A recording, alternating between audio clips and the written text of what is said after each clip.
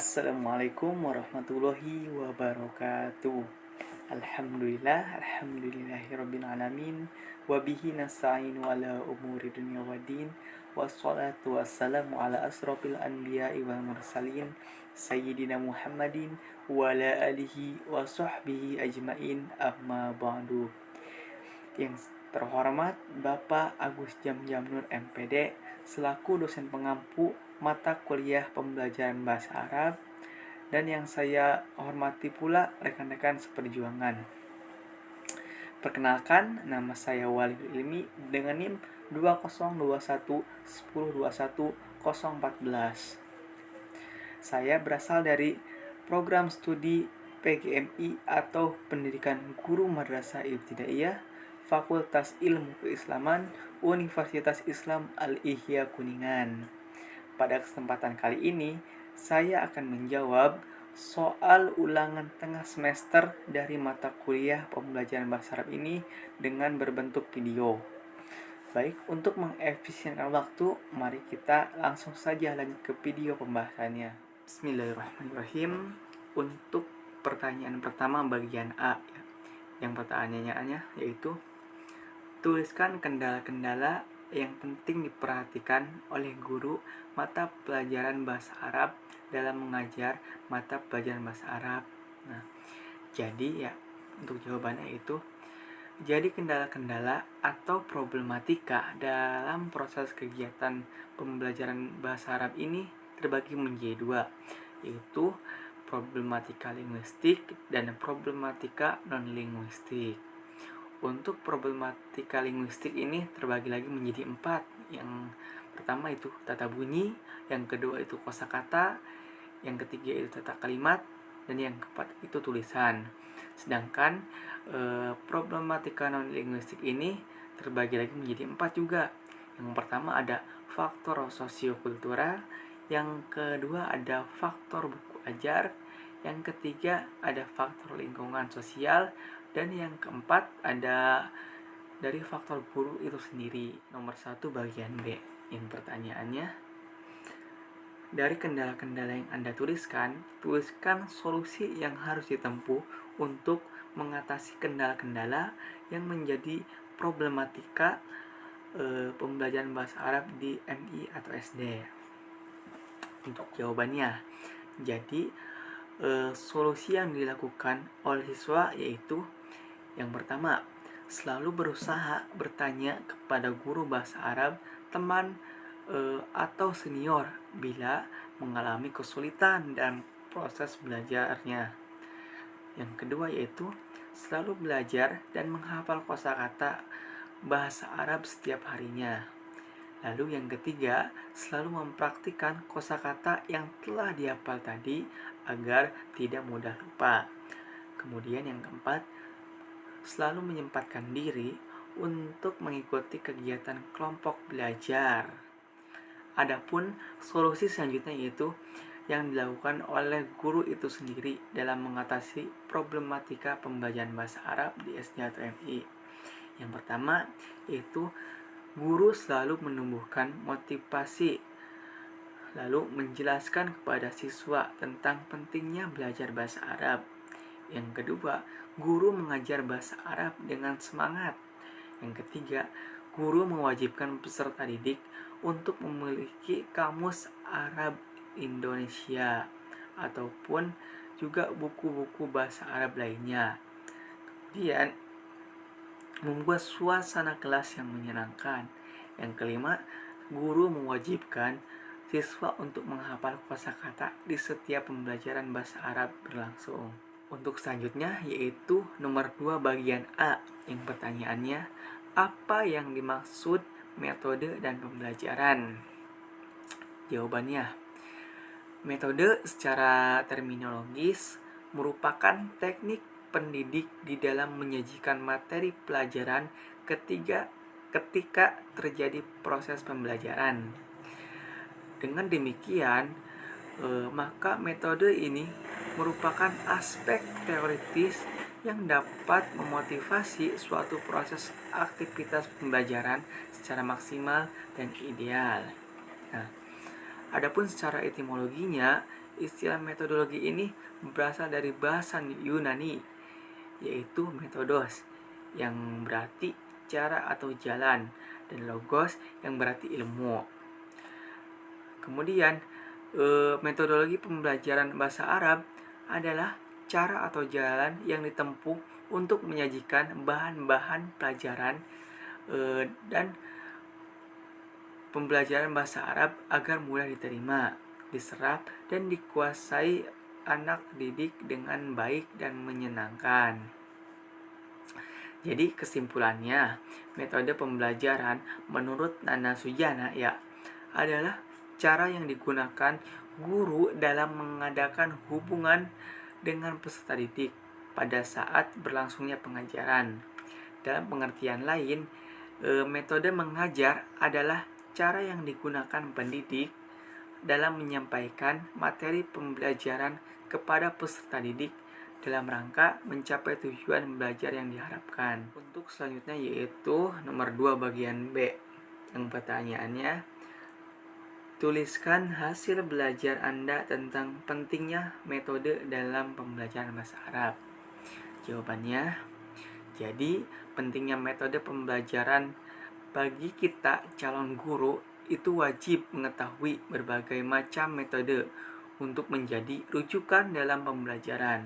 Nah, metode ini merupakan salah satu dasar untuk menghubungkan antara materi pelajaran kepada peserta didik, khususnya dalam materi pembelajaran bahasa Arab di SD atau MI.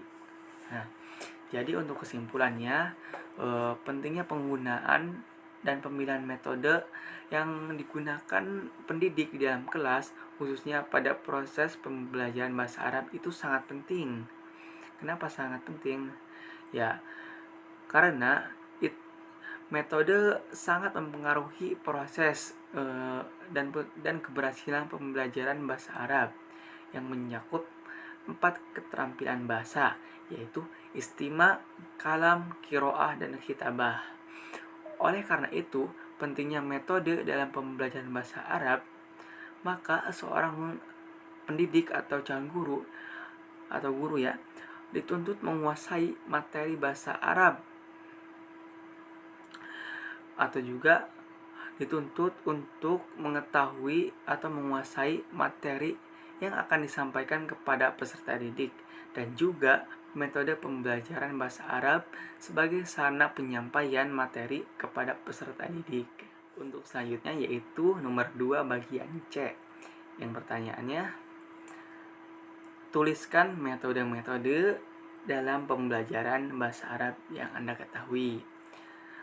Baik, untuk jawabannya, jadi metode-metode dalam pembelajaran bahasa Arab yang saya ketahui itu ada 4. Yang pertama, ada qawaid terjemah atau metode gramatikal yang terjemah. Yang kedua ada mubasyarah atau metode langsung. Yang ketiga ada qiraah atau metode membaca. Yang keempat ada al-intiqaiyah atau metode elektik. Nah, untuk qawaid wa terjemah atau metode gramatikal terjemah merupakan metode klasik yang memfokuskan diri pada analisa gramatikal, pengapalan kosakata, penerjemahan wacana, dan latihan menulis. Lalu pada abad ke-18 dan ke-19, metode klasik ini atau metode gramatikal dianggap sebagai metode utama dalam mengajarkan bahasa asing atau bahasa Arab. Kemudian berubah penyebutnya menjadi qawaid wa tarjamah. Sedangkan untuk mubasyarah atau metode langsung, menurut Muljanto Sumardi, metode langsung ini adalah suatu cara menyajikan materi pelajaran bahasa asing dengan langkah pendidik langsung menggunakan bahasa tersebut sebagai bahasa pengantar tanpa menggunakan bahasa ibu atau bahasa Indonesia atau juga bahasa daerahnya dalam kegiatan pembelajaran bahasa. Dengan kata lain, bahasa ibu ini tidak digunakan dalam setiap kali pembelajaran bahasa itu berlangsung. dengan tujuan untuk menjelaskan arti suatu kalimat, maka menggunakanlah gambar-gambar atau alat peraga. Sedangkan untuk qiraah atau metode membaca, metode ini merupakan salah satu metode pembelajaran bahasa Arab yang sering digunakan pada pembelajaran bahasa Arab di Indonesia. Adapun tujuan dari metode ini adalah untuk mengajarkan kemahiran membaca bahasa Arab tersebut. Untuk selanjutnya yaitu al-intiqaiyah atau metode elektik. Nah, metode elektik ini bisa menjadi metode yang ideal apabila didukung oleh penguasaan guru secara memadai terhadap berbagai macam metode, sehingga dapat mengambil secara tepat segi-segi kekuatan dari setiap metode dan menyesuaikan dengan kebutuhan program pengajaran yang ditanganinya. Kemudian merupakan secara proporsional. Untuk selanjutnya yaitu nomor 3 bagian A yang pertanyaannya, tuliskan macam-macam keterampilan bahasa. Nah, untuk jawabannya, jadi macam-macam keterampilan berbahasa itu ada 4, khususnya dalam pembelajaran bahasa Arab ya. Yang pertama ada keterampilan mendengar atau maharah al-istima'. Yang kedua ada keterampilan berbicara atau maharah al-kalam. Yang ketiga keterampilan membaca atau maharat al-qiraah. Dan yang keempat ada keterampilan menulis atau juga biasa disebut dengan maharah al-kitabah. Untuk selanjutnya yaitu masih di nomor 3 pada bagian B. Yang pertanyaannya, tuliskan faktor utama dari macam-macam keterampilan berbahasa Arab untuk murid tingkat MI atau SD. Nah, jadi faktor yang pertama yaitu faktor keterampilan mendengar. Nah, faktor keterampilan mendengar ini adalah lebih mengarah pada keterampilan menyimak untuk siswa SD atau MI dengan tidak melepas konteks. Lalu, kemudian mendengar merupakan keterampilan pertama yang dilakukan oleh seseorang dalam belajar berbahasa. Untuk yang kedua yaitu fokus dari keterampilan berbicara. Nah, merupakan keterampilan yang paling penting dalam pembelajaran bahasa. Karena keterampilan berbicara merupakan keterampilan dasar dalam mempelajari bahasa asing atau bahasa Arab. Kemudian keterampilan ini juga merupakan bagian dari kemampuan berbahasa yang aktif dan produktif. Lalu fokus yang ketiga yaitu fokus dari keterampilan membaca. Nah, maksudnya yaitu memiliki kelebihan dari keterampilan menyimak, karena keterampilan membaca lebih akurat daripada keterampilan menyimak. Dan yang keempat yaitu fokus keterampilan menulis. Maksudnya merupakan keterampilan yang penting dalam pembelajaran bahasa Arab. Dengan menulis, peserta didik bisa mengaktualisasikan kemampuannya dan spesialisasi keilmuan kepada publik. Untuk selanjutnya yaitu nomor 4. Yang pertanyaannya, jelaskan maksud ungkapan berikut. Ya, di sini ada hadis ya. Yang hadisnya yaitu at-thariqatu ahammu minal maddah wal mudarris ahammu minat thariqah wa ruhul mudarris ahammu minal mudarris. Yang artinya cara atau metode itu lebih penting daripada materi, dan guru itu lebih penting daripada ruh atau jiwa. Kemudian seorang guru juga lebih penting lagi daripada gurunya itu sendiri. Nah, maksud dari ungkapan tersebut ya, bahwa suatu profesi itu akan sukses jika dijalani dengan bakat, jiwa, dan hobi seseorang. Kenapa demikian? Karena beberapa banyak sarjana yang dikuliahkan untuk menjadi guru, namun setibanya di lapangan rasanya hati tidak nyaman bertemu dengan banyak murid. Nah, jika bertemu dengan murid yang nakal contohnya ya, dan bodoh, perasaan hati ingin marah dan kesal. Maka berangkat dari sinilah mengapa dikatakan jiwa guru itu penting untuk membentuk guru seutuhnya. Selanjutnya yaitu nomor 5. Yang pertanyaannya, jelaskan maksud metode gramatikal untuk murid MI atau SD dalam pembelajaran bahasa Arab. Ya, baik. Jadi, metode gramatikal itu merupakan cara menyajikan bahan pelajaran dengan jalan menghafal aturan-aturan atau kaidah-kaidah tata bahasa Arab yang mencakup nahwu shorof. Dan metode gramatikal ini sangat kuat berpegang pada disiplin mental dan pengembangan intelektual. Lalu pada metode gramatikal ini juga guru tidaklah mengajarkan kemahiran berbahasa, tetapi terfokus pada pembelajaran gramatikal atau nahwu shorof. Kemudian dalam pengajarannya guru berasumsi bahwa gramatikal atau kaidah-kaidah lebih penting dibanding dengan kemahiran berbahasa. Nah, hal ini dapat ditarik kesimpulan bahwa pembelajaran tentang menggunakan bahasa yang di dalamnya ada menyimak, mendengar, dan berbicara sama sekali diabaikan dalam kegiatan pembelajaran bahasa, khususnya dalam pembelajaran bahasa di SD atau MI. Ada beberapa ciri utama yang dimiliki metode gramatikal ini. Yang pertama yaitu menitik beratkan keterampilan membaca, menulis, dan terjemah, tapi kurang memperhatikan keterampilan membaca. Yang kedua, menggunakan bahasa ibu peserta didik sebagai bahasa pengantar dalam proses belajar mengajar. Dengan kata lain, bahwa metode ini menggunakan penerjemahan sebagai strategi utama dalam mengajar. Kemudian yang ketiga yaitu memperhatikan sisi gramatikal sebagai sarana pembelajaran bahasa asing. Kemudian yang keempat, guru seringkali memfokuskan analisis gramatikal atau tata bahasa pada kalimat-kalimat yang telah dipelajari. Untuk selanjutnya yaitu kelebihan dari metode gramatikal. Ada 3 yang saya akan bahas.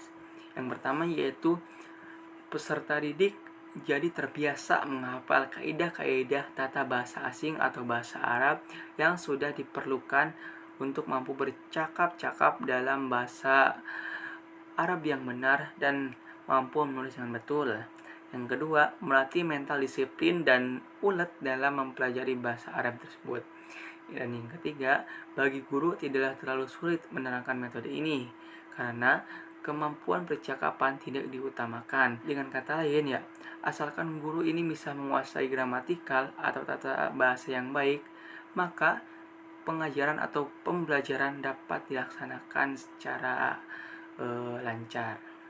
Di balik kelebihan metode gramatikal tadi, pasti ada kekurangan ya dari metode gramatikal. Untuk kekurangannya, yang pertama yaitu secara didaktis dan psikologis. Maksudnya, metode ini bertentangan dengan kenyataan bahwa penguasaan bahasa seseorang tidaklah didahului dengan pengajaran gramatikal atau tata bahasa terlebih dahulu, tetapi melalui peniruan ucapan atau percakapan. Yang kedua, penguasaan gramatikal atau tata bahasa tidak dengan sendirinya untuk menguasai percakapan. Oleh sebab itu, anak menjadi fasih bertahun-tahun, bahkan lebih dari 10 tahun belajar bahasa Arab tidak juga bisa.